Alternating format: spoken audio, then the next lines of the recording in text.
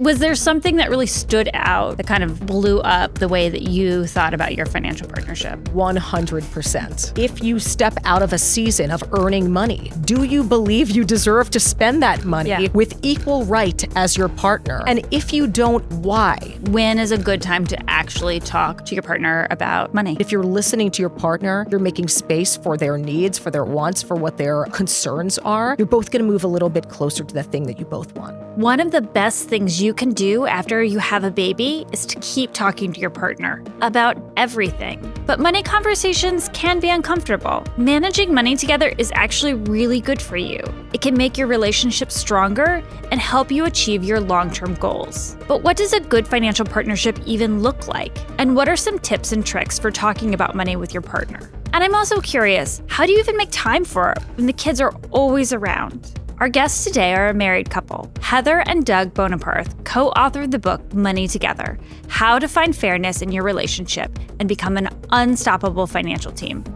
I'm Lindsey Stanberry, and this is Family Money. I've been interviewing people about their money stories for more than a decade, and I've been a mom for just about as long. Needless to say, I have lots of thoughts on kids and money. You really talk about how women tend to feel uncomfortable talking about money. Yeah. Why do you think that is? It's scary, right? I hear from people who want to have kids all the time. How do you actually afford to have a kid? But that's why we're here. That's what we're doing with Family Money. We're offering you advice and tips and tricks, and you're going to hear from amazing experts to help put you at ease. Welcome to Family Money.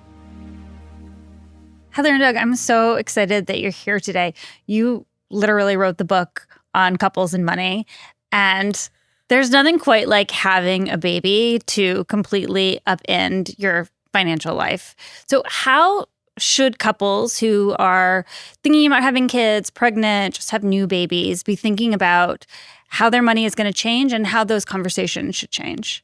Well, so when we wrote about this in Money Together, I think one of the most important lessons is you don't know what you don't know, right? And this idea is really born from the fact that your life can be very static, right? In the time before you have kids. You might have set routines, you might have set expenses, right? Yeah. And then suddenly everything changes and you are in a constant state of motion. And that kind of goes on for the next 18 years, maybe for the rest of your life. For the rest of your life, yeah. And so, I think one of the biggest mindset shifts you have to embrace when you're becoming a new parent is this idea of fluidity and flexibility, and that we don't always know what the next moment's going to bring. And that's true both in the way that you treat your partner, it's true in the adjustments you have to make when you become a new parent, and it's true with your money as well. Did you have that experience when was there something that really stood out when your first daughter was born that kind of blew up the way that you thought about your financial partnership? 100%. We were living in New York City when we got pregnant with Hazel. And we kind of figured we'd stay in the city for a while. We'd stay for, I think eventually we always thought maybe someday after we had another child, God willing, we'd move out to the suburbs eventually. But we thought, we're in this. Yeah. When I tell you, the minute we took her home from the hospital, I was done. You opened Zillow on your phone. Opened Zillow. Even when you look back at the way that Hazel's birth went, it was straight out of the movies. It was the water breaking. It was the cab, hailing the cab in the middle of the night. The unbuilt stroller waiting for us in the apartment. 5.5 weeks early, she came, and nothing went the way we had planned in our mind that it was going to go. So it was almost very fitting that the way that we felt about becoming new parents and the way we thought about what we would want and what our needs were also entirely different than what we thought they were going to be. I mean, it was just a metaphor for really the whole experience from the minute she came home until, forever. Forever. But a move from New York City to New Jersey is a big one. What were the financial considerations that went into that? So you bring up a great point about how dynamic things become, right, once you have a child. And anytime in personal finance, you are entering a phase of life where there's big change of job, moving, right, a house, in this case, having another life in your lives. Yeah. The number one thing you could do at that moment is be as organized as possible, right? There's two stances. There's being proactive and reactive. The more reactive you are, the harder it is to make clear, thoughtful decisions about what you need to do, especially around money. Being proactive means, hey, I acknowledge life will be volatile, that, I'm going to have to change. And I'm organized enough to be in a position to make the decisions necessary to accommodate those changes. So, we've been on a journey in our own personal financial lives, ultimately, to the point of writing a book about it. Yeah. But at that moment in our lives, we remained organized and we were involved and we were both in the know, so that when Heather said, I'm done, and I looked at her, I'm like, yeah, kind of me too. We were able to put the pieces together to make the decision to say, hey, how are we now going to find our way into the burbs and build our life out there? Because that, quite frankly, was the largest financial decision we would be making together ever. But to marry that together with this idea about flexibility and fluidity, it was not what we were expecting. So look, if you were to have asked another financial advisor whether that was the moment for a young couple to be throwing every dollar they had in cash at buying a house, they probably would have said, maybe this isn't the right time. Maybe that shouldn't be your budget. There is a piece of this where the math doesn't always math. It's not always as perfect as you think it's going to be, but in recognizing how important it was for me in that moment, I said, no, I am serious. Not, I need this perfect house in the suburbs, but I was very serious on the fact that I did not want to raise Hazel in New York City. He took it seriously. We pivoted our plans and we made it work. We made the math work. Well, I think we were very clear about, and I was very clear with you about what financial risks were on the table in making that decision.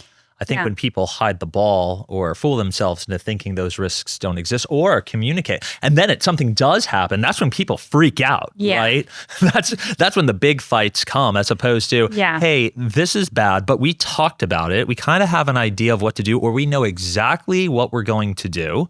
Doesn't replace the fact that it sucks, but you're not fighting with each other at a moment when you're dealing with either crisis or something that needs to be addressed with urgency. And it's those things that make all the difference in your relationship as a whole, let alone your financial relationship. I think that point that you made just there about that there are trade-offs, that's something that keeps coming up in the conversations that we've been having throughout this podcast, is that it's not always going to look exactly how you want it to. So how do you decide what those trade-offs are? You have to really think about what's most important to you, what's most important to your partner, and then find some way to compromise on it. And it's crazy. I mean, look, in my former life I'm a recovering corporate attorney. I always tell people we negotiate for a living.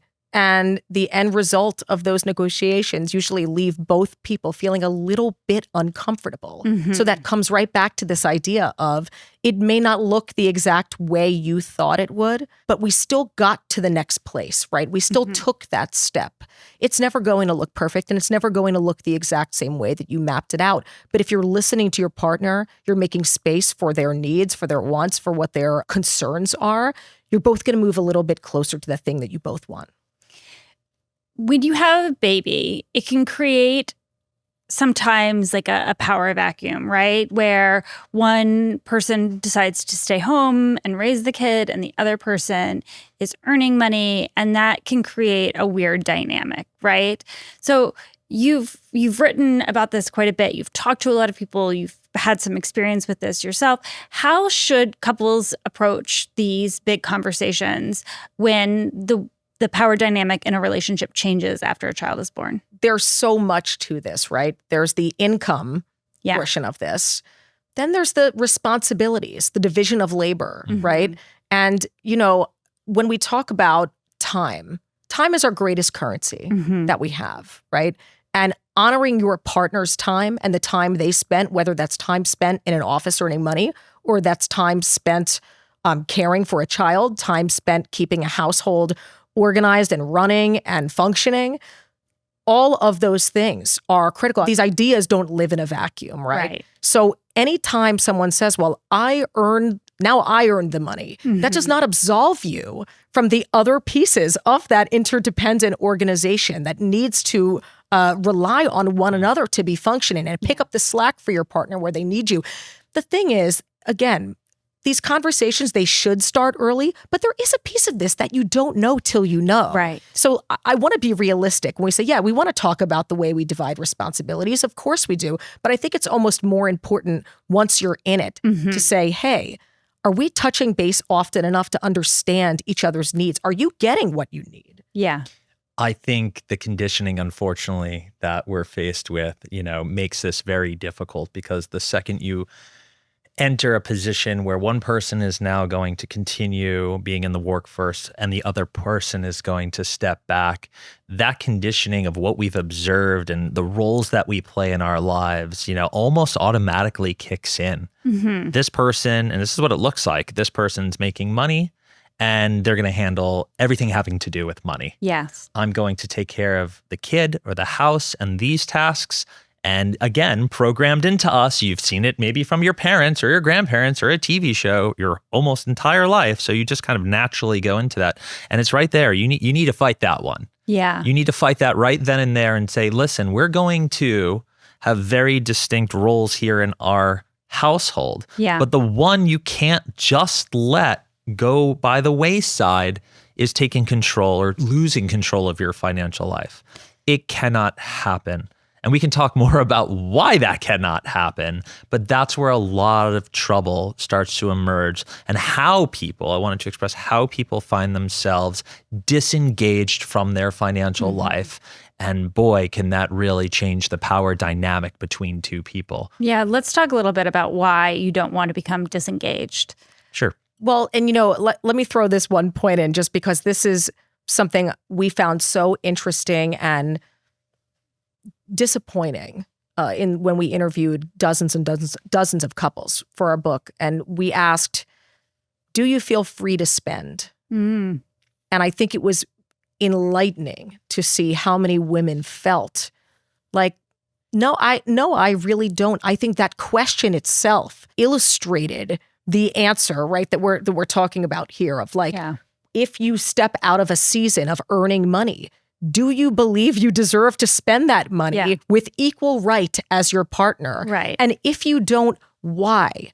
Two pieces. There could be messaging behind it, like we were just talking about this idea of who believes they're a provider, even though caregivers are also providers. Yes. But also this idea about disengaging from your finances. Are you involved?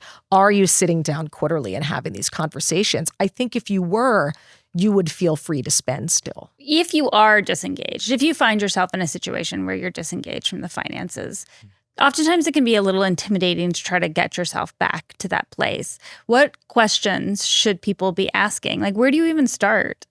The best place to start is with access. Yeah. You would be shocked at how many people who are not involved in the day-to-day of their household finances don't even have the banking apps on their phones. Yeah. They don't have the password saved to the joint accounts. They don't know where the accounts are. So after access, very common. It's extremely common. After access is the foundational components of, knowing your financial situation, right? It's a knowledge game. This is a knowledge game, and you can learn these things even if you're rusty, even if you've taken your eye off the ball, right? We're talking about where your accounts are, where your banking account is. Access, Heather is absolutely correct. What about what you make, who's making it, how much, what you owe, your mortgage, your car loan, who you owe money to, what are the terms of that loan, how much it is each month, who's paying that loan? Is it set up on auto pay, right? So in my world, what's that net worth statement look like? Yeah. That lets you know how much things are worth, where things are located, who owns what.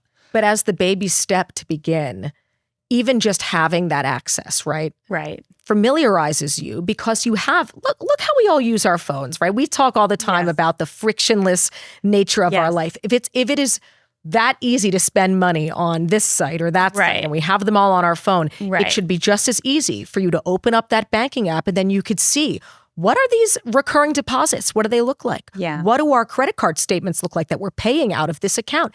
You start becoming familiar by osmosis, by you just using the technology the way that you use it for everything else. So I look at that as like the easiest entry point that when you're disengaged, you might be missing. Most people fight about money because the two partners have a very different view or picture, or almost no view or picture of what is going on or what they have. And that is, an exercise of futility. Like, you guys are just fighting without actually knowing what you're fighting about. You're going on vibes here. Yeah.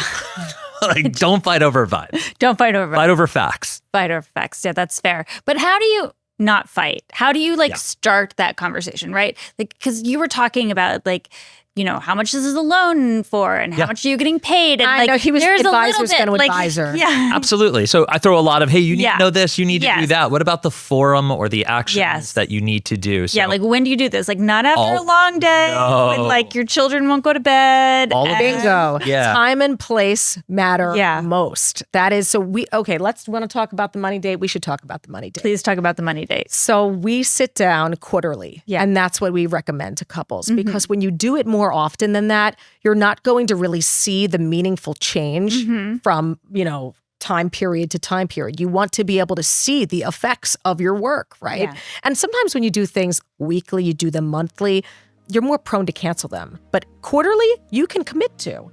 We're going to take a short break. And when we're back, we're going to talk about the money date. Ooh, cocktails.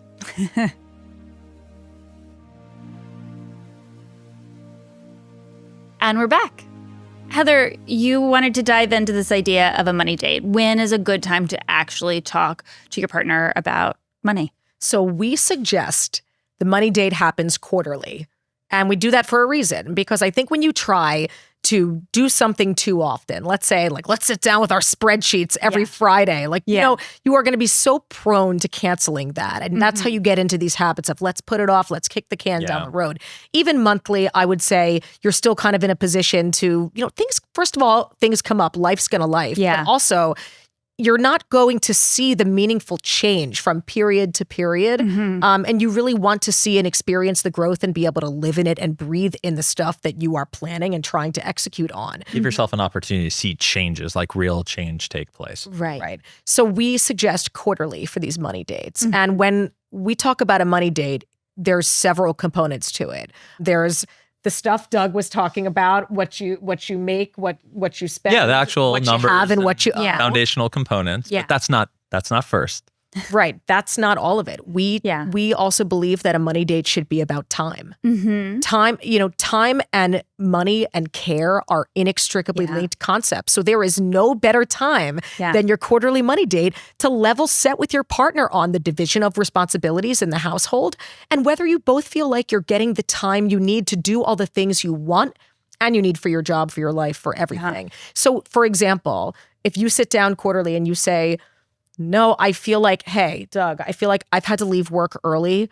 Every other day, there's something that comes up and I'm just not getting the time I need to get the work done. Yeah. And I feel like I'm drowning. There is no better time than with all your numbers right in front of you to sit down and say, okay, can we afford some help? Yeah. Maybe we could do something here. Let's try and put a plan in place so that when we sit down next quarter, we can see the meaningful progress between now and then. I'm going to give some great tips on how to go about this because yes, you do need numbers. You do need to talk about time and is everybody getting what they want. But I want this to be something you actually look forward to, right? I think that has to be a big component of this. Right. And to make that happen, Heather already mentioned time and place. Yeah. Right. So it's not going to be family rush hour, 4 to 7 or 8 o'clock when, a dino nugget's getting thrown at your face. Yeah. Or at 11. We were very guilty of that. Yeah. I was guilty of that one. Of course, we all are. Heather would hit me up at 11 p.m. to be like, hey, you look exhausted. Let me tell you about everything that's bothering you. I have a rule that nobody is allowed to tell me anything before 6:30 a.m. I have not had my cup of coffee. Do not talk to me. My brain is as smooth as it gets at 11 p.m. We are all so guilty of this with the people that we love most because you're like, wait, why won't you listen to this thing that's really bothering super important to me. Yeah. So you got to do time and place. So what we've learned is, let's figure out things we like to do together. We're big walking people. Now that it's nice out, we'll literally walk the entire neighborhood and I'll do it on calls, but we'll do this part of our financial lives together and just start talking. You can put it all on your phone, carry a piece of paper in pocket. That's right. We've done it over dinner, cocktails, even playing tennis. That was interesting. But we did. But we find things we enjoy to do. So you're not, eager to say, hey, let's bump this. Yeah. And then when you're starting these conversations, yes, there's a lot of room for and a lot of time to critique each other. And you should. That should be part of it. Don't start there. Right. Celebrate the wins. What went well this quarter? Yeah. Go celebrate a victory. Hey, I did a great job saving. Or man, that vacation we worked our butts off was amazing. Let's take a look at some of those pictures of the kids swimming with the dolphins or whatever it was. So start there before you get into it. Again, it's all about building momentum. And then I would lastly say, this is a practice. 4 times a year is not a lot of times. Right. So if you're just starting out, give yourself some grace. Like when we fell out of practice and had to get back into it, those first few meetings were really wonky, very uncomfortable, kind of chipper at each other. But now we're on number like 24 plus, however many years it's been. There's a cadence. It's natural. We know what we're doing. We're in the pocket. We make the most out of that time. And because we've practiced not only with the numbers, but we've practiced the way that we speak to one another during these conversations. We've learned how to give each other the floor without it becoming this emotionally charged thing. And we also know what each other's like hot topics are, what each other's most sensitive parts of the conversation are. Yeah. So you can kind of leave a little bit more breathing room in this, but this only comes with time and practice. Yeah. And that's why like it is so important to set yourself up in a landscape that is the most comfortable for the two of you at a time where you are the least stressed and able to do this, but you really both have to commit to it. And so no kids around. No kids around. Get the babysitter, get the in-law, grandparent, do what you gotta do. And what about getting out of the house? Stay home, get out of the house. Get out of the house. We prefer to get out of the house. Yeah. But I think you have to do what works for you. For us, we need that separate environment because we know that when we're there, it's no distractions. It's no, when you work for yourself too, it's like there's no break between work and life. It's all kind of one big smoothie. So for us, it's important to get out of the house. We go to a different place and we know that we're here to talk about money. And do you tack dinner on? Always. Sometimes, always. She says always, sometimes. There's always a meal. There's always a meal. There's always a meal. I think one thing that you mentioned in all of this, you were talking about how some quarters you might realize you need more childcare. I think, other times maybe you need less. I think it's really important as a parent to understand that like there is no like one and done. I remember when I was really first starting out, I really thought like I could make some decisions and that would take me through my son's entire, it was going to get me all the way to 18. We were going to make decisions when he was 4 that was going to take us to 18. The straight line. Yeah, of course. I have to think about like when parents move to certain school districts because they're like, this is the perfect school district. And then, they find out that there's challenges with their child and it's actually not a great place for them to go to school. So I think that building in that flexibility is really important. Absolutely. We thought the same thing. We were in the same exact boat. I actually remember we were just talking about this earlier today. I remember the time when we moved, we did move to that house in the suburbs and we got our child, who was a toddler at the time, into a daycare program, which we were so excited about. It was the perfect program. We were on a wait list. We got off. It was amazing. At the time, Doug and I were still both commuting into the city 4+ days a week. And we got a call one day that she had the dreaded hand, foot, and mouth. Oh, no. And it was our first experience with it. Gross. The teacher was not very comforting. She told me some horror story on the phone. Get your child. I was in the middle of a mediation and Doug was in with a client. Of course. And they said, you need to be here in 15 minutes. I said, I'm 2 hours away from home because, just with the trains and the train times and everything. And I was scolded for not having this. And what about your emergency contact? I said, my emergency contact lives an hour and a half away. It's my mother who lives in South Jersey. Yeah. And they said, you need to have an emergency contact that lives within 15 minutes of school. And I said, I just moved here. I don't know anyone that lives within 15 minutes of school. And I cried the entire Uber from the city, the $200 Uber to leave my mediation. I cried the entire way to daycare to pick her up. And in that moment, we knew that the plan that we thought was the one and done plan, we had to build a little bit of wiggle room and flexibility into that plan. So our response and answer to that was that we tried to set our schedule so that we were not in the city on the same days. We did it so that we and a car if we needed to. We could put a car garage right in Jersey City, so someone could get to a car, not rely on public transportation. But eventually, this led to this idea that instead of paying for aftercare, like so many other families were doing and rushing, and the trains were breaking all this stuff, I said we need more flexibility than an aftercare program. I'd rather put 20% more money into hiring an after-school babysitter to pick her up at normal time and take her into our home. So we have the flexibility and we know that she's cared for, she's safe, but she's already here in our home and we're not rushing. This idea of time that you introduced earlier shows up again here because now we're talking about how we're spending money for what? to improve time management, right? Specifically that, whether it was the parking garage or it was receiving extra help so someone could take action if needed, we know that an investment in that time is being measured against, well, what are we going to be able to do at that time? So for people who see this interfering with the way they make money, okay, let alone the stress in their own relationship, these two things alone are like, hey, this very well may be worth getting a little uncomfortable with our budget. Right. Or making a sacrifice. Yeah. All right. And those who run their own businesses and have no ceiling, well, then it starts to become really a big trade-off to be like, well, these few hours mean this much more in revenue. Okay, I'm willing to make that investment. A lot harder when things are static on the earning side of things. Yeah. And that's why you need to have a plan and have these discussions. Yeah. So you can get down to, okay, what does this family unit need? And to reevaluate that so often, because to your point, this isn't a one and done. It's a fluid, moving situation. Your kids are getting older every year. Yeah. Your needs are changing every year. Their activities change, but it's not harder. It's just different. It's just and different. It requires a different set of circumstances and commitment from us. Again, you're gonna struggle with this inherently if you don't have some sense of organization and some way to communicate what is going on. It's just too dynamic. Yeah. Like us human beings are not built for that. Yeah. So all the help you can give yourselves in paying attention to these things and building a practice, which I want to be very clear. If this was easy, everyone would be absolutely dynamite at managing their finances and their relationship. But the fact is, it's very hard, right? You want to be in great shape.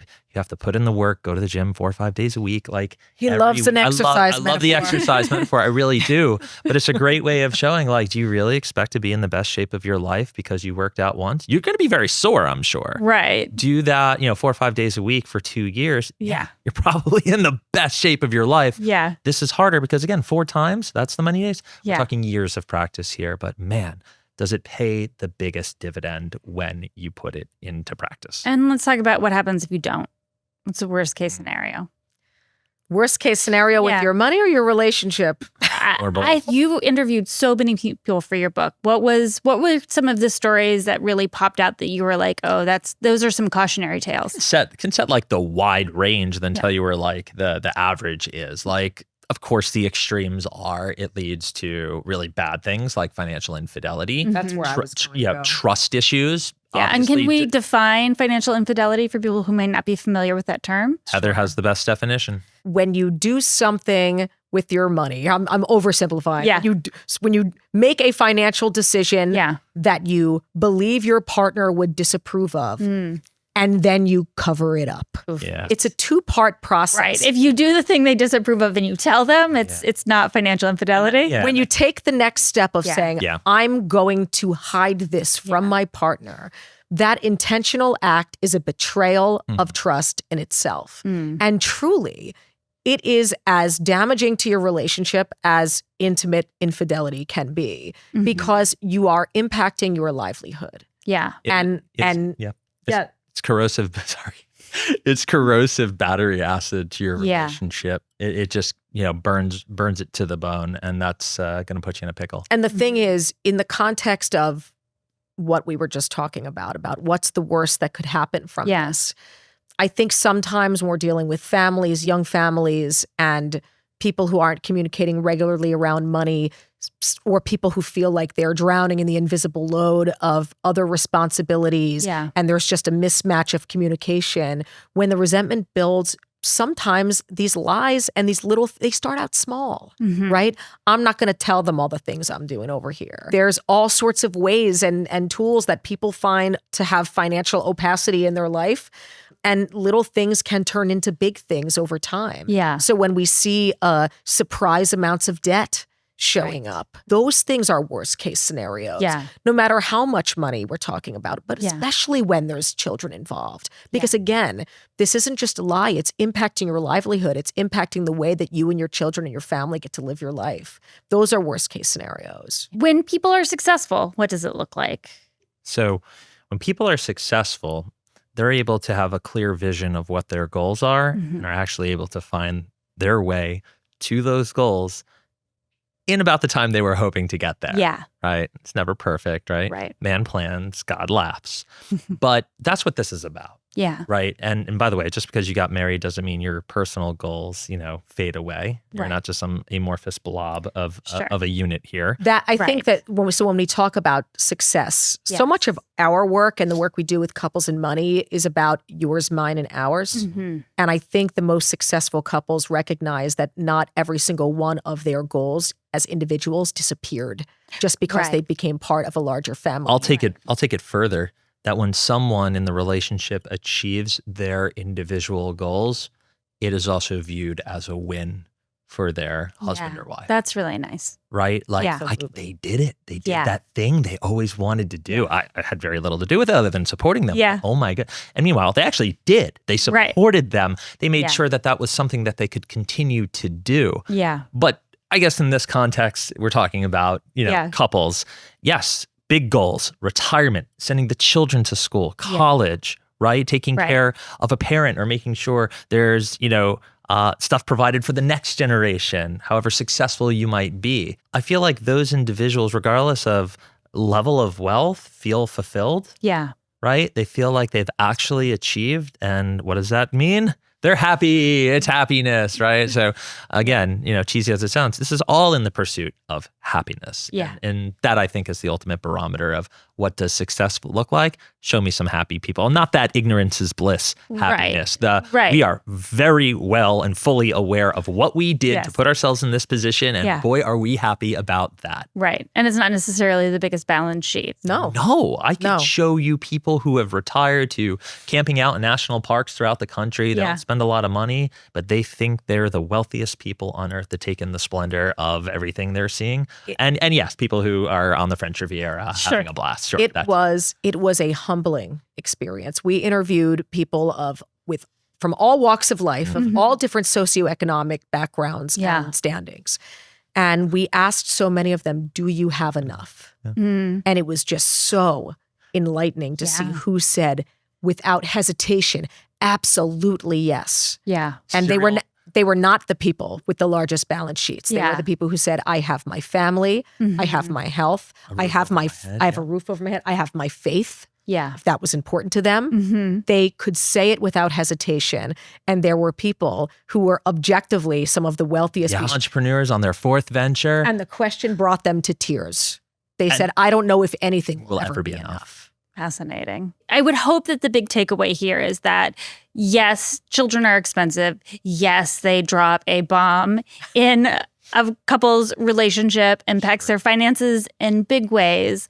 But these money dates, these conversations, cheering each other on through personal and family goals really will ultimately drive happiness with, some awkward conversations in the middle. Is that right? So much of this, though, is about legacy. What's the idea of legacy? Don't we all just want to do a little better than our parents did, and we want our kids to do a little bit better than we did, and we want to give them the values that can outlive us, that we can impart onto them. And I think a lot about that, and I think a lot about the stuff that we're left with at the end of the day, and that's why we say that time is our greatest currency, because we look at the time we spend caring and loving one another. That's the most important thing of all. I love that. I love the idea of legacy. Thank you both so much. This was so lovely. Thank you so much for having us.